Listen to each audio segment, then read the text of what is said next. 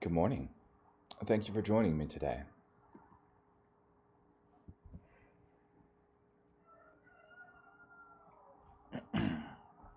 First up today, we're going to be in Ezekiel chapter 20, verses 1 through 49.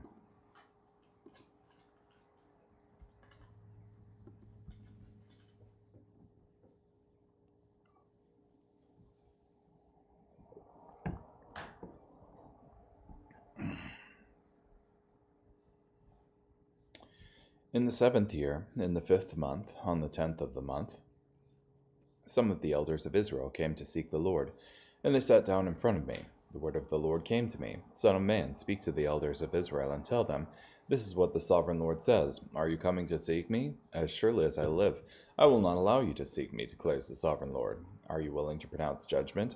Are you willing to pronounce judgment, Son of man? Then confront them with the abominable practices of their fathers, and say to them, this is what the sovereign Lord says. On the day I chose Israel, I swore to the descendants of the house of Jacob, and made myself known to them in the land of Egypt. I swore to them, I am the Lord your God. On that day I swore to bring them out of the land of Egypt, to a land which I had picked out for them, a land flowing with milk and honey, the most beautiful of all lands. I said to them, each of you must get rid of the detestable idol you keep before you, and do not defile yourselves with the idols of Egypt. I am the Lord your God. But they rebelled against me, and refused to listen to me. No one got rid of their detestable idols, nor did they abandon the idols of Egypt. Then I decided to pour out my rage on them, and fully vent my anger against them in the midst of the land of Egypt. I acted for the sake of my reputation, so that I would not be profaned before the nations among whom they lived, before whom I revealed myself by bringing them out of the land of Egypt. So I brought them out of the land of Egypt and led them to the wilderness. I gave them my statutes and revealed my regulations to them. The one who carries them out will live by them. I also gave them my Sabbaths as a reminder of our relationship, so that they would know that I, the Lord, sanctify them. But the house of Israel rebelled against me in the wilderness. They did not follow my statutes, and they rejected my regulations. The one who obeys them will live by them. And they utterly desecrated my Sabbaths. So I decided to pour out my rage on them in the wilderness and destroy them. I acted for the sake of my reputation, so that I would not be profaned before the nations in whose sight I had brought them out. I also swore to them in the wilderness that I would not bring them to the land I had given them, a land flowing with milk and honey, the most beautiful of all lands. I did this because they rejected my regulations, did not follow my statutes, and desecrated my Sabbaths, for their hearts followed their idols. Yet I had pity on them and did not destroy them, so I did not make an end of them in the wilderness. But I said to their children in the wilderness, do not follow the practices of your fathers, do not observe their regulations, nor defile yourselves with their idols. I am the Lord your God. Follow my statutes, observe my regulations, and carry them out. Treat my Sabbaths as holy, and they will be a reminder of our relationship. And then you will know that I am the Lord your God. But the children rebelled against me, did not follow my statutes, did not observe my regulations by carrying them out. The one who obeys them will live by them, and desecrated my Sabbaths. I decided to pour out my rage on them and fully vent my anger against them in the wilderness. But I refrained from doing so, and acted instead for the sake of my reputation, so that I would not be profaned before the nations in whose sight I had brought them out. I also swore to them in the wilderness that I would scatter them among the nations and disperse them throughout the lands. I did this because they did not observe my regulations. They rejected my statutes, they desecrated my Sabbaths, and their eyes were fixed on their fathers' idols. I also gave them decrees which were not good, and regulations by which they could not live. I declared them to be defiled because of their sacrifices. They caused all their firstborn to pass through the fire, so that I would devastate them, so that they will know that I am the Lord. Therefore speak to the house of Israel, Son of man, and tell them, this is what the sovereign Lord says. In this way, too, your fathers blasphemed me when they were unfaithful to me. I brought them to the land which I swore to give them. But whenever they saw any high hill or leafy tree, they offered their sacrifices there, and presented the offerings that provoke me to anger. They offered their soothing aroma there, and poured out their drink offerings. So I said to them, what is this high place you go to? So it is called High Place to this day. Therefore say to the house of Israel, this is what the sovereign Lord says. Will you defile yourselves like your fathers, and engage in prostitution with detestable idols? when you present your sacrifices, when you make your sons pass through the fire. You defile yourselves with all your idols to this very day. Will I allow you to seek me, O house of Israel? As surely as I live, declares the sovereign Lord, I will not allow you to seek me. What you plan will never happen. You say, we will be like the nations, like the clans of the lands, who serve gods of wood and stone. As surely as I live, declares the sovereign Lord, with a powerful hand and an outstretched arm, and with outpouring of rage, I will be king over you. I will bring you out from the nations, and will gather you from the lands where you are scattered. With a powerful hand and an outstretched arm, and with an outpouring of rage, I will bring you into the wilderness of the nations, and there I will enter into judgment with you face to face. Just as I entered into judgment with your fathers in the wilderness of the land of Egypt, so I will enter into judgment with you, declares the sovereign Lord. I will make you pass under the shepherd's staff, and I will bring you into the bond of the covenant. I will eliminate from among you the rebels and those who revolt against me. I will bring them out from the land where they have been residing, but they will not come to the land of Israel. And then you will know that I am the Lord. As for you, O house of Israel, this is what the sovereign Lord says. Each of you go and serve your idols, if you will not listen to me. But my holy name will not be profaned again by your sacrifices and your idols. For there, on my holy mountain, the mountain of Israel, declares the sovereign Lord, all the house of Israel will serve me, all of them in the land. I will accept them there, and there I will seek your contributions, your choice gifts, and all your holy things. When I bring you out from the nations and gather you from the lands where you are scattered, I will accept you along with your soothing aroma. I will display my holiness among you in the sight of the nations. Then you will know that I am the Lord when I bring you to the land of Israel, to the land I swore to give to your fathers. And there you will remember your conduct and all your deeds by which you defiled yourself. You will despise yourselves because of all the evil deeds you have done. Then you will know that I am the Lord when I deal with you for the sake of my reputation, and not according to your wicked conduct and corrupt deeds, O house of Israel, declares the sovereign Lord. The word of the Lord came to me, Son of man, turn toward the south, and speak out against the south. Prophesy against the open scrubland of the Negev, and say to the scrubland of the Negev, Hear the word of the Lord. This is what the sovereign Lord says. Look here, I am about to start a fire in you, and I will devour every green tree and every dry tree in you. The flaming fire will not be extinguished, and the whole surface of the ground from the Negev to the north will be scorched by it, and every one will see that I, the Lord, have burned it. It will not be extinguished. Then I said, O sovereign Lord, they are saying of me, does he not simply speak in eloquent figures of speech?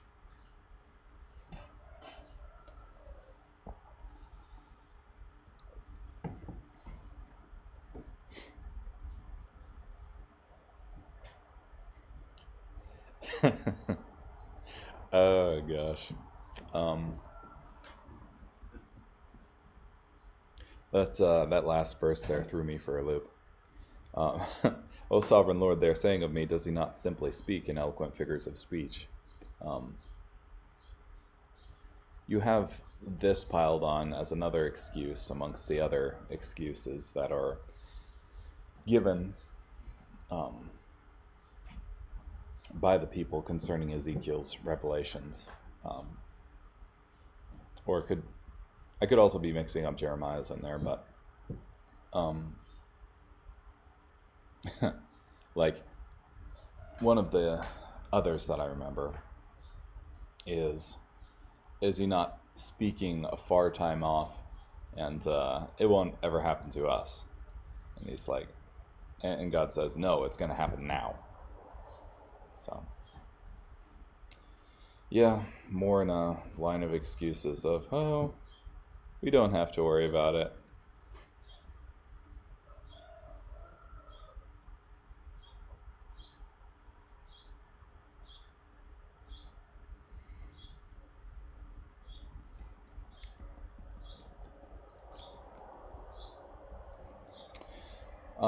One of the things in here was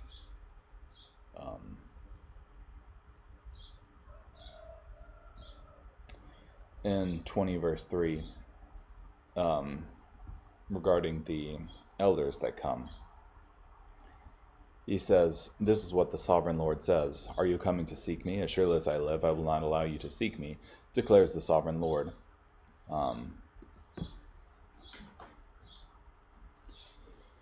Which I guess on first glance I was like, oh, he's not allowing them to seek him, so they've just screwed up permanently. Is that the case?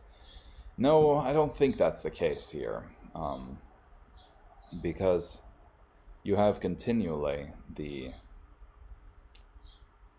sins of Israel being brought up here. So it's not as though there's repentance here. It seems like a more of a pagan style of appeasement of, hey, throw him in the pantheon with the other gods, see what he wants to get him to shut up kind of thing, which is an atrocious attitude toward God.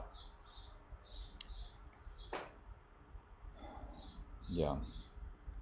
And I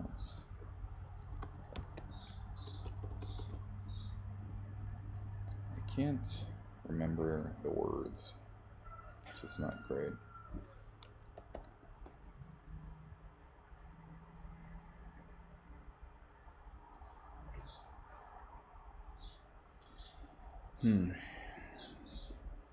Ezekiel 20:33 and 34. As surely as I live, declares the sovereign Lord, with a powerful hand and an outstretched arm. Words, well, a phrase that's commonly used in bringing Israel out of Egypt with miracles, and as a means of demonstrating God's miraculous power. And with an outpouring of rage, I will be king over you. I will bring you out from the nations, and will gather you from the lands where you are scattered, with a powerful hand and an outstretched arm, and with an outpouring of rage.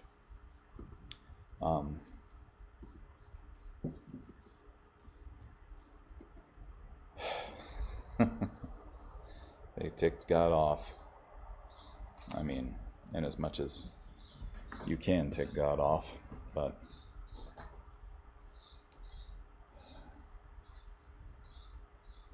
this is perfectly consistent behavior with the covenant that God had made with them, in that if they followed the laws and regulations, then they would enjoy long life and prosperity in the land that they were going to inhabit. But if they acted like all the nations around them, then they would not, and would get driven out.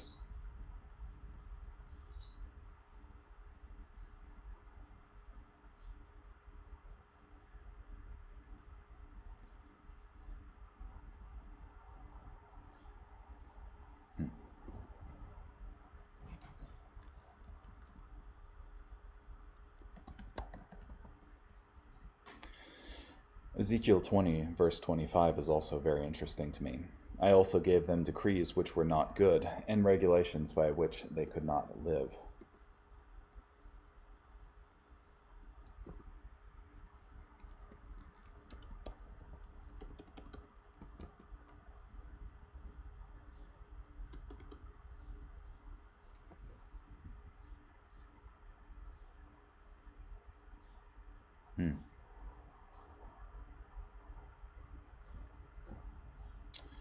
Oh, interesting. The King James Version goes, therefore I also gave them up to statutes that were not good, and judgments by which they could not live. Guzik says, since Israel rejected God's law, God allowed them to live under the law of the other nations, laws that were not good, and judgments by which they could not live.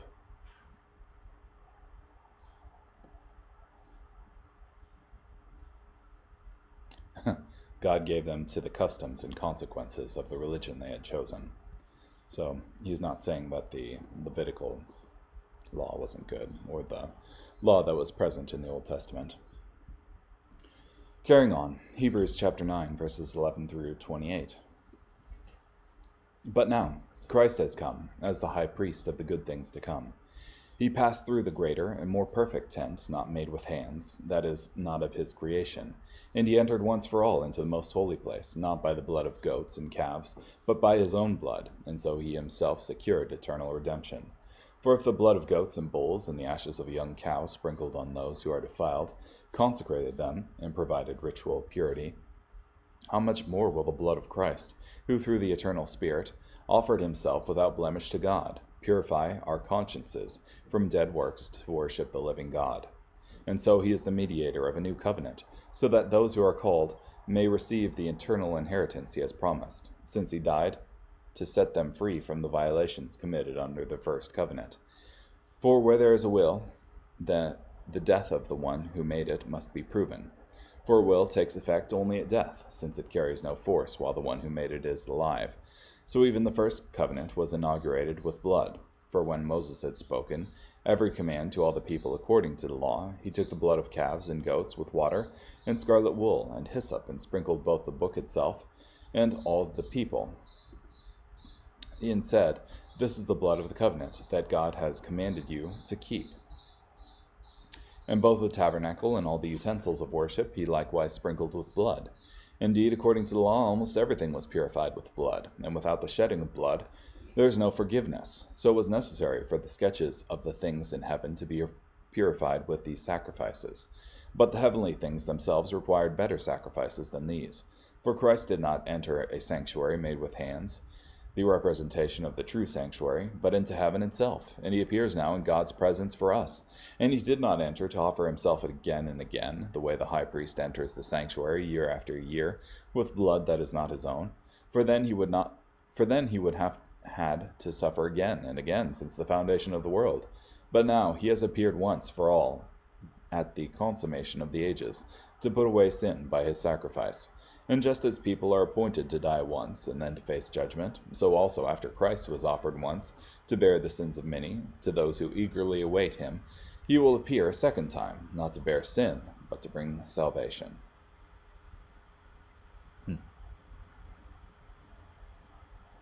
Yeah, comparing and contrasting again the old law with the new covenant.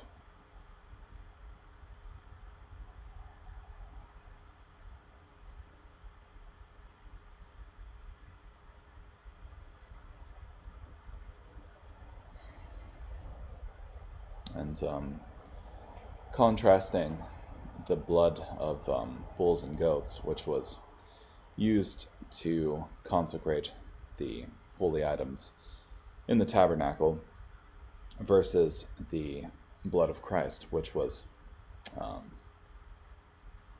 used to consecrate the objects of his heavenly ministry.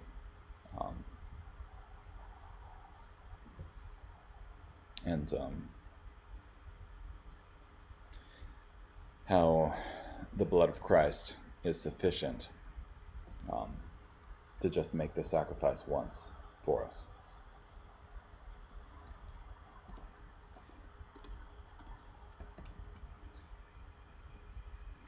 Also, Hebrews 9:14, how much more will the blood of Christ, who through the eternal Spirit offered himself without blemish to God, purify our conscience from dead works to worship the living God? Yeah, again, it's not by works of righteousness that we've done, but according to his mercy. Carrying on, Psalm 107, verses 1 through 43. Give thanks to the Lord, for he is good, and his loyal love endures. Let those delivered by the Lord speak out, and those whom he delivered from the power of the enemy, and gathered from foreign lands, from east and west, from north and south. They wandered through the wilderness on a desert road. They found no city in which to live. They were hungry and thirsty. They fainted from exhaustion. They cried out to the Lord in their distress. He delivered them from their troubles. He led them on a level road, that they might find a city in which to live. Let them give thanks to the Lord for his loyal love, and for the amazing things he has done for people. For he has satisfied those who thirst, and those who hunger he has filled with food. They sat in utter darkness, bound in painful iron chains, because they had rebelled against God's commands, and rejected the instructions of the sovereign king. So he used suffering to humble them. They stumbled, and no one helped them up. They cried out to the Lord in their distress. He delivered them from their troubles. He brought them out of the utter darkness, and tore off their shackles. Let them give thanks to the Lord for his loyal love, and for the amazing things he has done for people. For he shattered the bronze gates, and hacked through the iron bars. They acted like fools in their rebellious ways, and suffered because of their sins. They lost their appetite for all food, and they drew near the gates of death. They cried out to the Lord in their distress. He delivered them from their troubles. He sent them an assuring word and healed them. He rescued them from the pits where they were trapped. Let them give thanks to the Lord for his loyal love and for the amazing things he has done for people. Let them present thank offerings and loudly proclaim what he has done. Some traveled on the sea in ships and carried cargo over the vast waters. They witnessed the acts of the Lord, his amazing feats on the deep water. He gave the order for a windstorm, and it stirred up the waves of the sea. They reached up to the sky, then dropped into the depths. The sailors' strength left them because the danger was so great. They swayed and staggered like a drunk, and all their skill proved ineffective. They cried out to the Lord in their distress. He delivered them from their troubles. He calmed the storm, and the waves grew silent. The sailors rejoiced because the waves grew quiet, and he led them to the harbor they desired. Let them give thanks to the Lord for his loyal love and for the amazing things he has done for people. Let them exalt him in the assembly of the people. Let them praise him in the place where the leaders preside. He turned streams into a desert, springs of water into arid land, and a fruitful land into a barren place because of the sin of its inhabitants. As for his people, he turned a desert into a pool of water, and a dry land into springs of water. He allowed the hungry to settle there, and they established a city in which to live. They cultivated fields and planted vineyards, which yielded a harvest of fruit. He blessed them so that they became very numerous. He would not allow their cattle to decrease in number. As for their enemies, they decreased in number and were beaten down because of the painful distress and suffering. He would pour contempt upon princes, and he made them wander in a wasteland with no road. Yet he protected the needy from oppression, and cared for his families like a flock of sheep. When the godly see this, they rejoice, and every sinner shuts his mouth. Whoever is wise, let him take note of these things. Let them consider the Lord's acts of loyal love. And finally, Proverbs chapter 27, verse 11. Be wise, my son, and make my heart glad, so that I may answer anyone who taunts me. Cool. Well, thank you for joining me today. Hope you have a great day. Bye.